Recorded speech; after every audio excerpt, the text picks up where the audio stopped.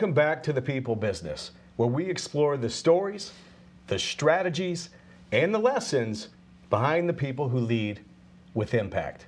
Today's guest is president of J.W. Didado Electric, Dan Sublett.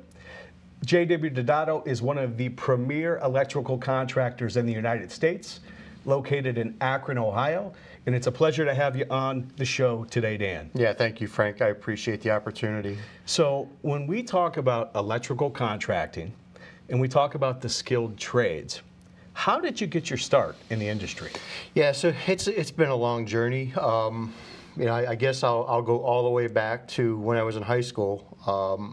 My parents mandated that I go to a vocational school. You know, my dad was a boiler maker, and then later in life he was a truck driver. My mom was a nurse, and so they placed emphasis on just being able to do things with your hands and figure things out at an early age. And I won't lie, I resisted that concept of going to a vocational school. You know, you're in high school, you've got your network of friends, you're in your athletics, you're in your environment, and you sort of get uprooted from that for your last 2 years. And I chose to go into building trades, and so we learned everything that it took to do construction, plumbing, framing, electrical, concrete, roofing, the whole gamut. And so it was a great experience. Now looking back, my brother, he chose diesel mechanics. Okay, and so resistant at first, went through it, enjoyed it, met a lot of great people, and then got out of school and immediately started working in construction. Okay, so I remodeled homes, built new homes, things like that with my hands, and learned a lot. And then when I was in my early 20s, I enrolled in college, community college at first, and then the University of Akron, Youngstown State. Progressed through that, and then got my MBA from Malone. All the time I was in the military as a reservist, so that was a unique experience. But I would say how I got my start was through the vision of my parents and really pushing that vocational school environment, and just making sure that for my future that I was set up there, and understanding what skilled trades was, and just being able to do things. Yeah. So you started off, and you said you resisted at first. Yeah. Right? Yep. Why were you resisting, you think? I just think, as society, and that would have been in the 90s, it was really geared towards going to secondary education immediately out of high school. Like that was what you were just supposed to do. And I do think that my parents were wise enough to say, hey, let's make sure they got a way to get a paycheck, and then they can decide if they want to do secondary education or whatever it is that they want to be. One of the things that's interesting is you wonder how many high school students that take the survey of what they're going to be later in life, how much of that really comes to fruition. Wow. Versus going and figuring out what you want out of your life and then tailoring your efforts to that. I resisted. I was an athlete. Again, I had my network, my social network that I was comfortable with. So it was disruptive, but I quickly adapted and realized that I really enjoyed what I was doing at the vocational school. That's pretty cool, though, that your parents, because it's so easy to fall into following Tommy across the street's parents, right? Where he's just going to school and he's not doing that. Like, why do I have to do that, right?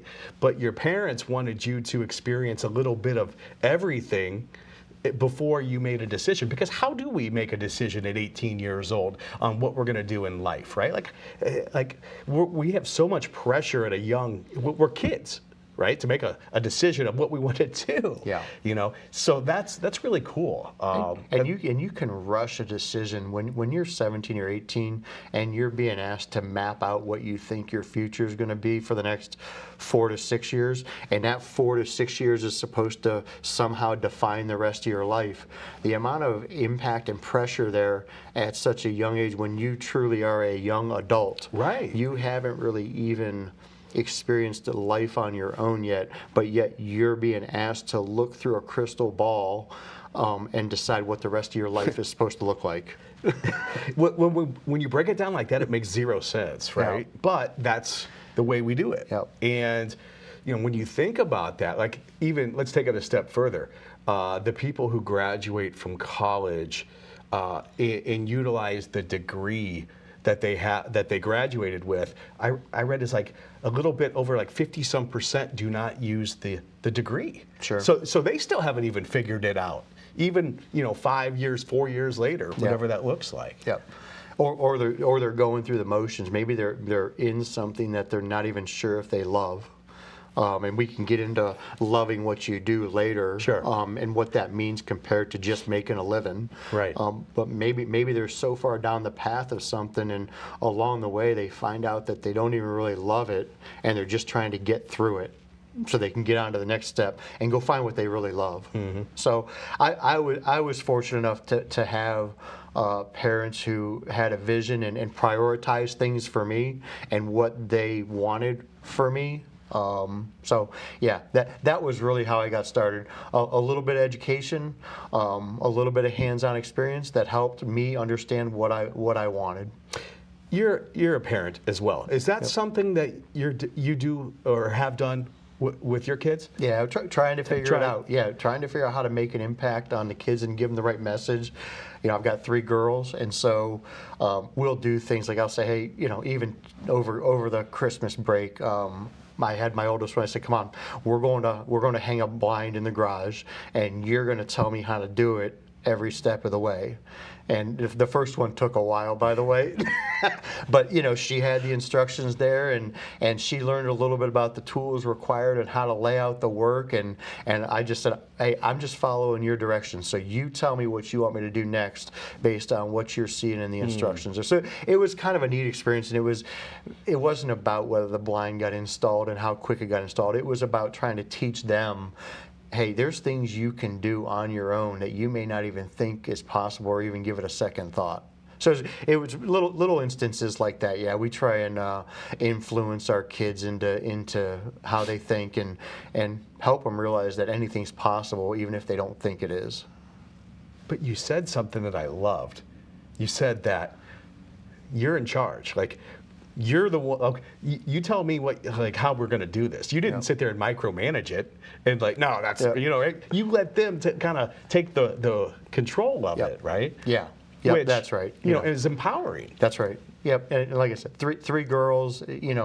Doing that stuff is probably not traditional for them, but you know what is traditional anymore? Right. When it comes to that, and so I just want them to teach them to be able to take care of themselves first and foremost, and just understand I got to figure things out in life. That the answer won't always be there. That's awesome. Yeah. So important because, we can do so much more than we think we're capable of. Yeah. It's so easy. Like, I was with my daughter last night, and I'm sitting there helping her with her homework, and she's like reading out the question, and I'm challenging her to think, right? Think. Like, make a note. Yep. Okay, you have 4 teachers who have this, going on, and then 2 of them have this, thinking through a process. I don't feel like I can't do it. I don't want to do it, But no, we can do anything once we put it up here, right? I think the word that always comes to mind for me as I've navigated business and people and trying to figure out how to get people to maximize their potential is curiosity. If we can get people to be curious, I think that the dominoes of potential start to drop. But it all starts with being curious about something or anything or everything. And I prefer curiosity about everything because that ultimately leads you to wanting to know the why. Yes. And I am the original why guy. I love it though. Because you have to understand the why to be all in, right? Yes. You have to grasp, why are we doing this? Why is this important? Yep. Why should I care? Why is this worth my time? Whatever it looks like. Why is everything. Yep. Curiosity. How do you, as somebody who is the why guy, how do you get curious about things maybe that you innately are not curious about? For me, it's just in my nature. Okay. When it comes to the employees of the company, I just think asking questions, making sure they understand what the standard is. I know the word standard gets tossed around a lot anymore, but if you're going to reach for excellence, you've got to have a standard. And the standard at our business is curiosity and knowing why you're doing something. That's how you progress. That's how you develop. That's how you become an expert in certain fields that you apply yourself to. And so for me, it's always been that way. I've always just wanted to understand why I'm doing something, why does it work that way, for no other reason than just being informed and being that expert. So it's never led me astray to this point. At least I don't think so. Let's talk mentorship. Let's talk leadership for a second. Being on the people business, obviously this is a show about people, and we don't get anywhere in life without the help of others, right? People championing us. Who is one person who has had an impact on you and helped you get to where you are today? And how do you take what you learned from them and use it in your business today? Yeah, I mean, aside from again my parents, who sort of charted my path early on to some degree, my time in the military, I had some really great commanders that really displayed consistency and that standard of how we do things. And so when you see that stuff in action and you see what works, you pick up those little nuggets along the way and say, you know what, that's pretty good. Whenever I get to where I'm going, that's kind of how I want to be viewed. And so you take that nugget and you put it away for you to apply later on someday. So yeah, consistency, standards. Some of my military experiences. I've had the pleasure of working with some great business mentors. We were in Leadership Ohio together, and that was a great experience to see just such a diverse set of leaders and exchange ideas and concepts about leadership. So. To say that there was just one would be difficult. It's a culmination of a lot of experiences throughout my life. What was one big takeaway from Leadership Ohio for you? I know I had a couple myself, but what were one or two for you? Yeah, I think connecting with the half a dozen really people that you had that connection with, like we have, yes. and even our project, which maybe we can talk about later. The athletes in the skilled trades. I thought that was such a neat project for us to work on because our group kind of had all different perspectives, and we all came from a little bit different places, but all found the need for the subject and the strategy. And you talk about the people business, which is great. I was just down delivering our 2026 business plan in the last couple of weeks. And one of the things we talked about was, we talk about skilled labor, we talk about our equipment, we talk about CapEx, what are we investing, what do the financials look like? And the one area that we don't talk enough about is people strategy. How are we developing people with purpose within the business unit? How are we identifying and embracing high potential employees that we know have capacity to be excellent? And so there's a tremendous amount of focus going on with people strategy within the people business. That's so important because business is people and people is business, right? I mean, without, we look at business sometimes as this big machine, right? That's just, churning out transactions. But at the same time, without the hearts and souls and hands of those people, it doesn't get done. That's right. That's right. And we're a service-oriented business, and that's not just internal or external. That's both. We have external customers and we have internal customers, and with the sort of that isolationism that sort of happened over the last 5 or 10 years, where our youth are a little more isolated, little less on the communication front, being able to communicate effectively, person to person. It's something that we've really got to work on, both in business and society. Is challenging people to get off the text messages and things like that, and pick up the phone and talk to somebody. I see it so often, that impersonal communication. Oh, I'll just text the person, when really, if you want to have an impact and you want to speak with clarity and make sure somebody hears you, the only true way is human interaction. Mm-hmm. Yeah, there's too much room for personal interpretation with text, right? It's impersonal. And don't get me wrong, do I walk in this door or this door? That's a text message, right? But at the same time, to problem solve together, to get on the same page, to understand expectations, to set expectations, you got to talk, you got to communicate, don't you? Yep. Yeah, and so, within business, that's always something that we're pushing ourselves, is be comfortable getting out in front of people, be comfortable talking to either a large group or an individual, and again, inside the business, inside our own walls. Go downstairs and talk to the person. You don't have to text them from upstairs or use the Teams chat message box. Go get to know somebody. Yeah, I mean, but that's the world. Like I see it in all these businesses, and and the younger you are, the less comfortable typically you are. Sure. With that interaction, and I understand why. Different time. Yeah. Like, you and I grew up in the same era. Like, I'll never forget, like, the first girlfriend I had, right?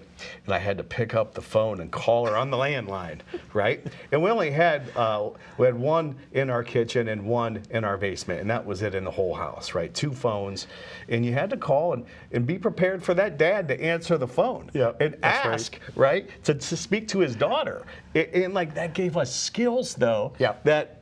And courage. Right? Yep. That these kids, they don't have to do that. Yeah, it's interesting. It's very interesting out there. But I will tell you that the youth today is also talented. Yes. Because they're advancing and learning faster maybe than we did. So it's got to be a nice balance between not losing that human interaction, but also leveraging some of the tools that are out there to advance ourselves. Because with skilled labor and with any company out there, how we win the game is getting people to work better together. And that's ultimately, when you look at a pivotal point within any business, is are we good individual contributors, or are we really good together? And if we're really good together, how do we get to that point? And it's collaboration and human connection. Well, I mean, like, that's your company's vision, right? It's be the person you want to work with. That's right. I mean, and that's what you guys, like, that you talk about that every single day within the walls of your company, because that's it. Like, working together. You got 12 guys in the boat, and you got one guy rowing in a different direction than the 11. Right? Yep. What happens? Yeah, you're slowing down or you're going the wrong way. Right. And the CX coaching program that we've been going down and going through that journey has been a game changer for the company. That makes me feel good. Yeah, our service standards get talked about regularly. We apply them internally and externally, and you can feel a difference in the collaboration and sort of that standard of respect for each other that we have. It's not, hey, I got my stuff to do. It's, hey, let me figure out how I can help you. And when you're willing to set aside what you need to get done so you can have an impact on your peer, that's winning.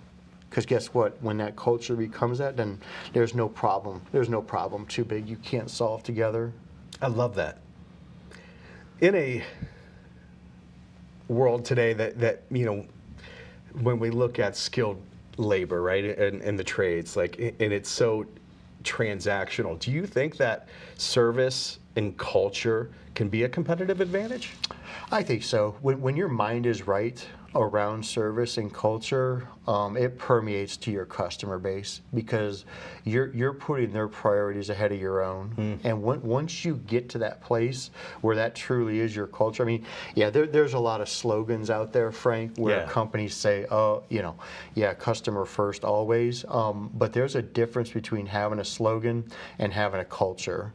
And I'm not going to say that we're all the way there, but I can feel that. I can feel it taking hold. And listen, in a competitive environment like we have,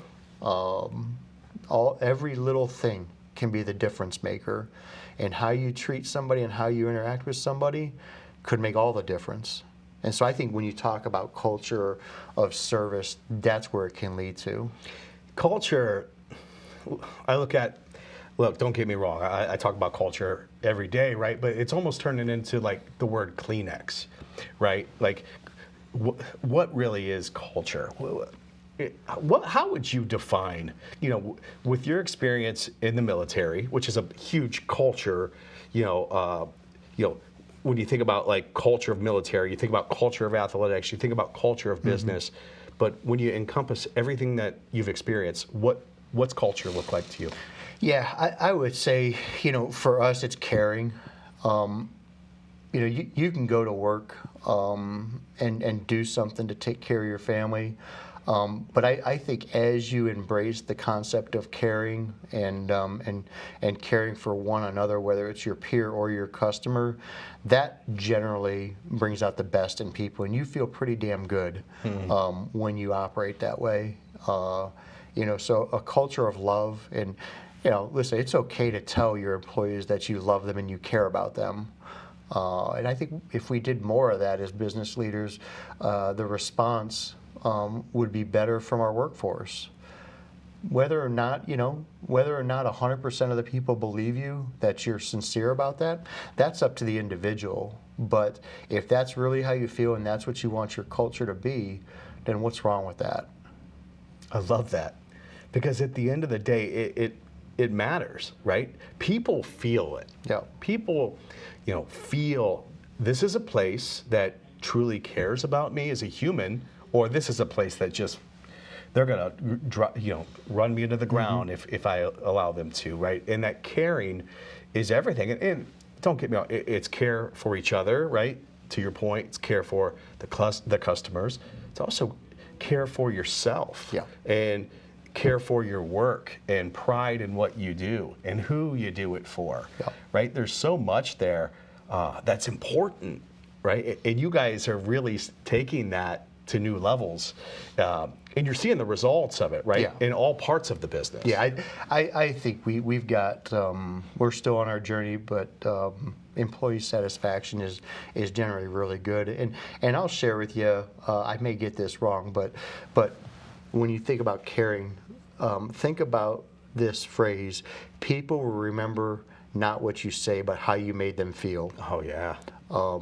And so somebody said that about a year ago, and it's always in the back of my mind. Now, listen, I'm not perfect, and every once in a while you sidestep and get off track. But if you always just focus on how you're making somebody feel more than what you're saying, I think the end result is generally positive. People want to work with people who make them feel good. Yeah. Right? Whether you're a customer, internal or external, right? Like, if you make me feel good and I enjoy coming here and I enjoy working with you, I'm going to keep coming back. That's right. Right? It's really that simple, isn't it? Yeah, we're a union electrical contractor. And so by default, Frank, pay scale's pay scale. Yeah. Okay? And because of the shortage in skilled tradesmen, like we're going to talk about later, hopefully, they can go work anywhere. Anywhere. And so I've got to offer something different for them. I've got to offer a different experience that is appealing. Do we bet 100% on that? No, nobody's 100%. But you're on the journey, and you're on the journey to offer them something more than just a base pay rate that's in their union contract. Because they can get that anywhere. They can get that anywhere. Anywhere. Yep. Right? You don't differentiate with that. Yeah, but if you want them to project out your culture to your customers and to their peers, you got to do it differently. It's fantastic, and you know it's the differentiator is experience, right? What do I experience with the company I work for? That's right. What do I experience with the company I work with, right? So that is so important. You had just talked about wanting to get into the skilled trades conversation a little bit. We're seeing a lot of people retiring in the next 5 to 7 years. It's like 40% of the workforce potentially you could be losing, and the pipeline that's coming in is not filling it at the same pace. Are you guys feeling that within Sure. your organization? Yeah, absolutely, absolutely, we are. You know, I think we're starting to, well, we are recognizing it as a country that the skilled trades are deficient, and you know, with data centers and all this stuff, just infrastructure stuff that needs to get done in the country, it's a necessity. Almost like you could even say for national security. Absolutely. The way that they're talking about using data centers and AI and how that sort of translates into everyday life. It's an absolute necessity. And as a country in the last 12 to 18 months, I think we've said, oh, holy crap, we got a problem here. But we're late. We're probably at least 10 years late. You know, when you look at somebody who wants to get introduced into the skilled trades, it's skilled trades. It takes time to develop. Skill. Yep. Yes. And so, so we're working on, as an industry, working on ways to combat that curve. You know, the people leaving the workforce, the gap is getting bigger. There's things that I think we can do. Again, leveraging technology, leveraging and focusing on mentorship a lot more. If you were to look back 20 or 30 years within the skilled trades and just say the union or the apprenticeship, it was very transactional in nature. Do this, it was time-based. Do this for this long, and then you'll be good enough to move up to the next step. Okay. And so I think if we can get to a developmental competency-based approach, we can say, as quickly as you're willing to learn, you can progress through this system. And so, so that's one area that I think we could probably pivot from, go from time-based to competency-based development through the skilled trades. That could potentially cut it in half, right? Yep. The apprenticeship in education, right? That's right. And we talked about being the why guy. One of the things that I stress to all of our employees in the field that have been around a little while is, you know what, maybe 15 years ago or even 10 years ago or even 5 years ago, you weren't explaining to the apprentice or the electrician who just topped out why we were doing things a certain way, but explaining that why will help them develop so much faster. And so even for our more seasoned employees and experienced employees, getting them out of their comfort zone and really taking the next generation under their wing and saying, hey, I want to explain to you why we're doing it. We could start working right now, but why don't we take 15 minutes and talk through this? That 15 minutes is instrumental, because you know what, the next time that person goes to do a similar task, he's going to understand ahead of time what to do, how to execute it, and how to do it efficiently and safely. Well, you're embracing the work smarter, not harder. Taking 15 minutes to think through and have a conversation and level set and set, you know, but that's you, right? Yep. Like, and that's how you've always, you know, that structure, that thinking through the process in advance is why you've been very successful. Do you remember, I'm sure you did it in your 20s at Christmas, and you're like putting the stuff together, and just give me the box, I don't need the instructions. Right. And then you get about a third of the way through, and then you realize that you missed that one little critical part, and you're like, give me the directions. Give me the instructions. So again, planning and understanding leads to successful execution. And if that means you take a little bit of time on the front end to understand the why so you can execute successfully the first time, I would say that's, as a business, what we've continued to focus on. Well, it also goes back into your people strategy mindset. Sure. You're investing in them and developing them, where 95% of the companies out there that you compete against, they're just just no, like we can't develop Yeah. people, we can't improve people because they need to be on the job site, right? That's right. So, you're creating that culture, which, again, I imagine it's helping to attract more talent Sure. within the organization as well, because Yeah. A players want to work with A players. That's right. The standard will self-police when you get enough high-quality individuals together. But I would tell you too that no, I just lost where I was going with that. But yeah, you're right. The folks want to be around high performers. High performers have zero tolerance for mediocrity, and mediocrity doesn't need a leader. Wow, isn't that the truth? Yeah. Because it just exists, and then it It's becomes just there. And within an organization, like, and we've been talking about standards, and Mike Tomlin, right, Pittsburgh Steelers head coach, he resigned. I think it was yesterday, or Yeah. But the standard is the standard, right? That he's famous for that quote. Sure. But what the standard was maybe a week, a month, a year, 5 years, 10 years ago, isn't necessarily what it is today. That's right. Right? It ebbs and flows based off of what you put into it. And when you lose focus, right, standards can go down. That's right. So it's not, I think so many of us rest on laurels, Yeah. right? And like, oh, we're great because It was great yesterday. Yeah. Yeah. Right. Well, today's a new day. It's a new day. We just finished a year in 2025, another great year for the company. We had the most employees that we've ever had, most labor hours we've ever had. A lot of great metrics. Metrics, I say, are an indicator of the opportunity. But you don't get there by resting on your laurels. It's 2026 now. The score is 0-0 again. And and we joke around, we celebrate or we recognize our accomplishment for about 20 minutes, and then you're back at it.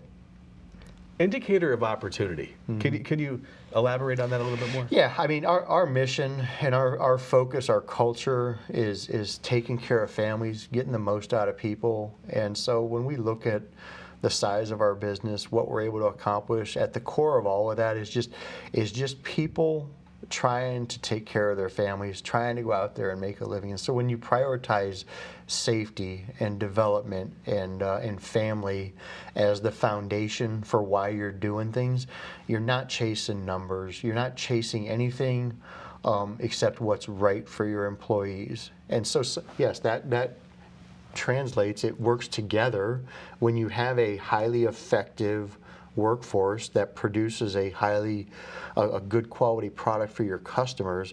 It all comes full circle.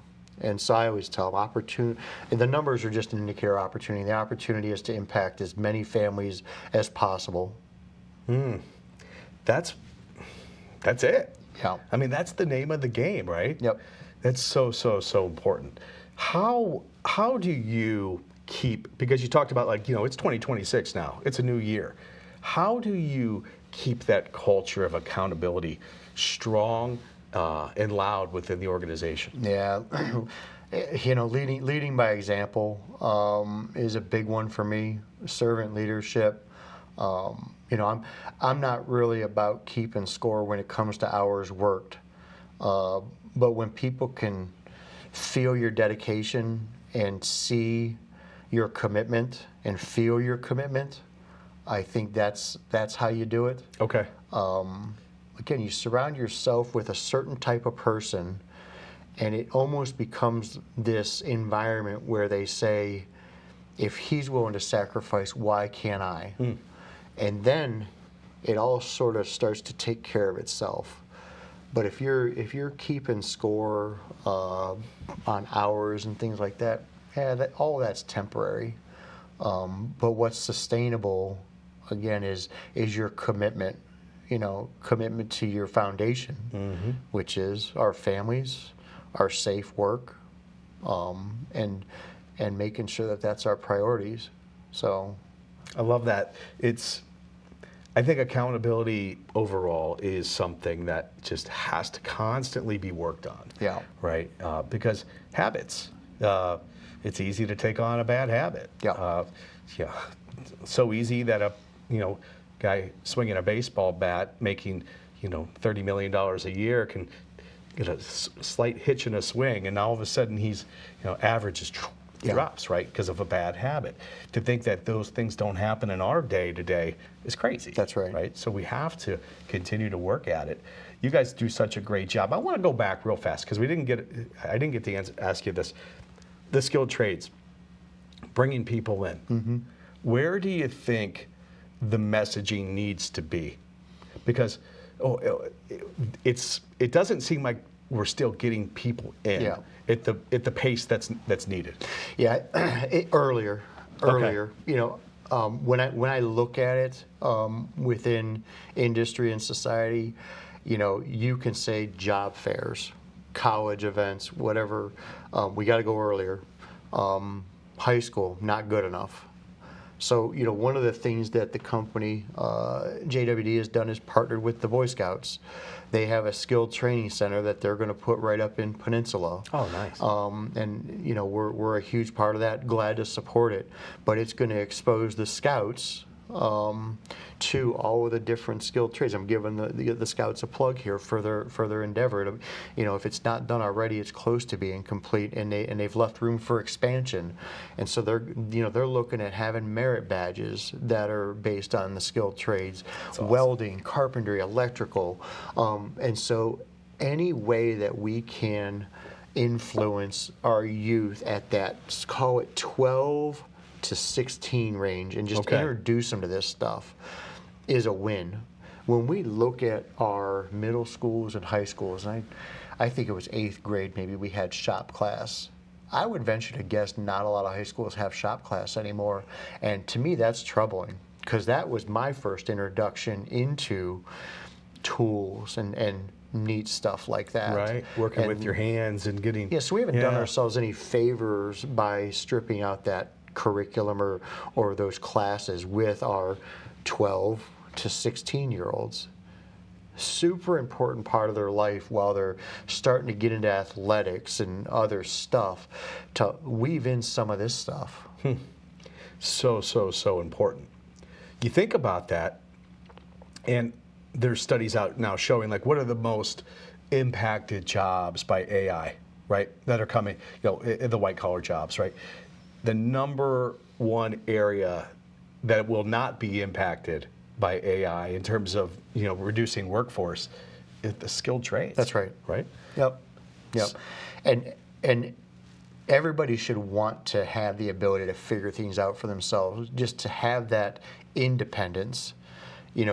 Being dependent on someone or something leaves you feeling really vulnerable. Mm-hmm. And so just having that mindset of independence, willingness to figure out, I think, your own challenges. Not saying you have to, just having the ability to. God, couldn't that help you through way more in life than just your job? Yeah. Isn't that the truth? Because there's so much there, right? And as we look at the future, I mean, the opportunity that exists in the skilled trades. Let's pretend that you're talking to maybe somebody's listening to this right now, and it's they're 16 years old, and they're like, wow, this is interesting. I never considered this. Can you give like a couple minute or maybe a minute, like what have the skilled trades done for you, and why would you recommend them? Well, first of all, it's different today than it was in the 90s. Okay, in the 90s, maybe you had a little bit of a erratic market for the skilled trades. But I think if I was talking to a 16-year-old today, first of all, I'd show them the pay scale and the earning potential. Okay, and then I would show them current statistics on job security and employability. And I think when you combine those two things, you've got predictability of a really good future. Mm-hmm. Okay. Now that's hard. You're competing with a lot of influences at that age, so the messaging has to be really attractive. I don't have all the answers, but I do think that when you look at the earning potential and just helping them understand that, hey, guess what, guys? You don't have to figure it all out right now. No different than when we talked about at 17 or 18, we're expecting them to sort of map out their whole future. Right. That's borderline irresponsible. Yeah. And so give them a little breathing room. Offer up, hey, why don't you go do this for a while you understand what it means to be yourself, outside of direct supervision as a young adult. Right. Give them some capacity to explore and be curious. Yeah. Well, you think about that. Like like at that age, you're experiencing things for the first time and you're learning about yourself still in so many ways, right? I love that. And you think about entrepreneurship too. That's such a great opportunity too. If you wanted to go into the skilled trades and then start your own business, right? There's just so many paths. And Frank, on Monday, I was talking to somebody random, didn't know who it was, and he was explaining to me what he did for a living. And basically, he bought inventory of stores that were going out of business, and he would sometimes flip the inventory, sometimes he'd keep it. But he and his brother just did it right out of high school. And never really entertained the idea of college. And if I remember right, he was in his early 30s or mid 30s. And so there are so many entrepreneurial success stories of people who just migrated to something and devoted their motivation to it and just committed to it. And again, this is not a anti-secondary education conversation we're having. It's about opening up people's vision to what could be and what possibilities are out there, rather than being so narrowly focused, on a particular path. So, there's some of the most successful stories out there of people who maybe even barely graduated high school. So, sky's the limit for a lot of different people out there from a lot of different backgrounds. We just have to open their eyes to the opportunity and the possibilities. I think that's the big thing, to your point. Like, it's opening their eyes and showing them, there's this and this and this. It's like, imagine you walk into an ice cream shop and it's like, there's only strawberry, vanilla, and chocolate. That's what you think. Yeah. But then they open up 20 more flavors. And you're like, whoa. Like, my first job was at an ice cream shop. Was it? Yeah. I was making $3 an hour or something. That's funny, man. First job. First job that I got a paycheck from. Okay, yeah. We were always cutting grass and doing things like that. But again, I guess it goes to always just wanting to be doing something. And so the more we can do that with our kids, at least we got a good path to chart for them. I love it. It's such a great conversation, and I could talk to you all day, and we have before doing this. But when we think about, like, okay, here we are today, if we don't get this right, what's the next 7 to 10 years look like? It's hard. It's hard because we're going to be trying to accomplish a lot with very little. Yeah. And that ultimately cascades into failure. Failure, not just at the individual level, but failures at the company level, failures at the societal level. So yeah, I mean, the stakes have never been higher to figure this out and get it right for the next generation, and the generation after that, and the generation after that. We have an amazing opportunity to provide something for the future generations that could be really great and really independent. We always talk about independent thought. Well, it starts with developing a little independence through your own individualism. Now, that's not to say that when you look at organizations, we talked about it, you got to work as a team, and you got to care for your peer and your customer.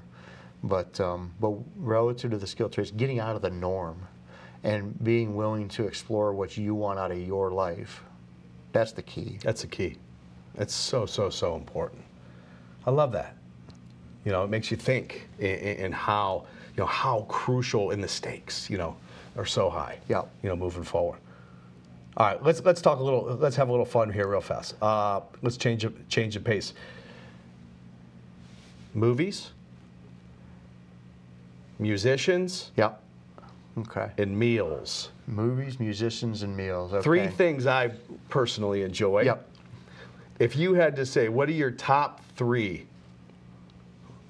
What would you say? Movies has to be. I'm a big Sly fan. Love Sylvester Stallone. You like Tulsa King? Oh yeah, yeah. It's a great series. But if you're not putting the Rocky series in your movies, minimum top 5, but I'll put top 1 for me. I love it. It's great. It's great. Favorite Rocky? Probably 4. 4. Yeah. Four's a never passer when you're looking through the channels and you're like, "Oh, it's on." That's Ivan Drago. Yeah. It's 4. Yeah. And I think it's cool because it's just, it had so much more influence if you look at when it was made and what they were trying to accomplish with the narrative and things like that. That's part of the reason it's cool. That's a great movie. Yeah. And the end of that is powerful. You know, of what they were trying to accomplish. That's right. That's right. And so you had movies, musicians. Yeah, that's easy. George Strait. George hands Strait. down. Nice. Hands down. Love country music. Have you seen him live? A bunch of times. Yeah. Yeah. Just such a talented artist, and his ability to select the songs that are right for him is unbelievable. So yeah, he's been doing it at a really high level for a really long time, and without negotiating with himself. And so if you were to listen to his music today, it's not that much different than it was in the 80s. So when you go to see his shows, he just stands up there with his guitar and sings all of his #1 hits. And got so a lot of them. I have an appreciation, I guess, for like a little bit of that traditionalist style. Yeah. That's good. Yeah. That's good. All right, number 3. Yeah, so meals. I mean, listen, if we're going out to dinner, everybody loves a good steak. But if I'm at home and I want to keep it simple, you're talking pizza or grilled cheese every time. Okay. Yeah, and my wife is great at that. So Nice. Yeah. Favorite cut of meat, steak? You got a favorite? Probably filet or strip. Okay. Yeah, filet or strip. Nice. Yep. Nice. Medium rare. Medium rare? Yeah. Okay. Trying to teach my kids about medium rare. And right now they just say, well, I don't want it to be red. Yeah, I don't like it Try red. it. Trust me. It's so much better. Yeah. I love it. All right, last question for you. Ready? Yeah. All right. We are at Dan Sublett's retirement party. All right? Setting the stage. Yeah. All right? Maybe I'll be there. We'll see. Yeah. Hopefully. And you've got your employees, right, that you've worked with. You've got clients. You've got family, right? How do you want people to remember how you did business? Yeah, that's interesting. You think about that a lot as you're at retirement celebrations, and I think just having the employees appreciate what we built together, where my priorities were in terms of, again, their well-being, their development, maximizing their potential, understanding what it means to commit to something, and really beyond just the retirement party, hoping that you've made enough of an impact that years afterwards they're still sharing stories about the way you did things. I think when you think about your legacy, legacy should stand the test of time and be able to be talked about and felt years down the road, not just 1 year, but 5 or 10 years. I don't think focusing on a legacy is, when you think about it, don't think about it. Think about doing right, and everything else will take care of itself. I love that. It reminds me of a quote I heard. They say, you die actually 2 deaths. The first when you die, then the second when people stop talking about you. Yep. Right. I actually, today was my father-in-law's birthday. Okay. And we just shared a video of him earlier today, and I said to the person I was sitting by, I said, gosh, I hope they're sharing videos of me, 4 or 5 or 10 years after the fact. That's how you know you've made an impact on people. Exactly. So, I'd say I'll leave you with that. Whether it's legacy in business or legacy in life, I think you want to have enough of a positive impact on people that they're remembering how you operated and how you cared. Love it, man. Yeah. No, thanks, brother. Thanks for coming on. Yep.